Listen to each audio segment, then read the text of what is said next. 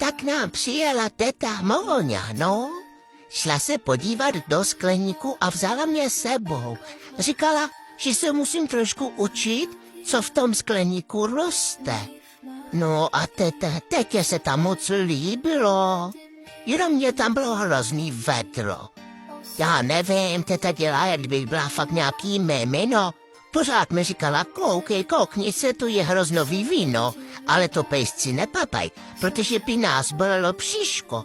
No, to můžou jenom dospělí.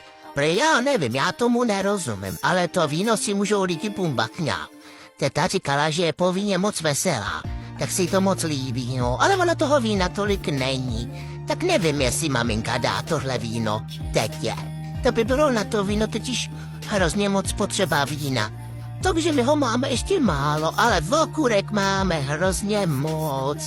Teta se rozplývala nad okurkama a vzala si sebou i Mikeška.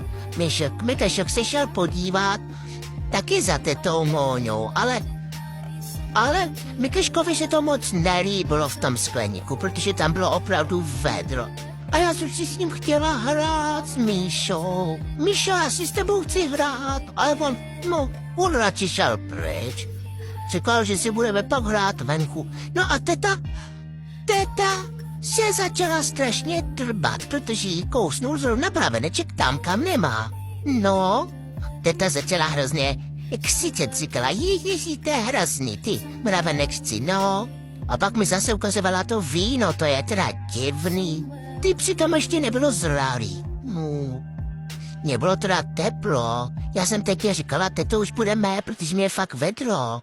No, zase mi říká, podívej se, Amálko, jak tady krásně roste to vínečko a jaký tady jsou dobrý dobrůdky, ale ty okurky se teď opravdu líbily, pořád se nad nima smála, to je divný, jestli je, ty okurky bude mít jenom na salátek, to teda nevím. A maminka se taky smála, protože teta se taky smála, tak se smáli všichni. No ale už jsem se těšila, až půjdem, protože bylo fakt vedro. A zase ty okurky. A teta říkala, že tahle je moc malá, no. Tak já tomu proti rozumím, no. Ale tak třeba jo, mamince si ty okurky taky líbily. A vždycky večer si je přiveze domů. Tady ten salát nic moc, teda ten už je takovej blé, maminka už to nemůže ani vidět a tatínek salát taky už nechce, protože říkal, že není vegetarián. No tak papa zatím.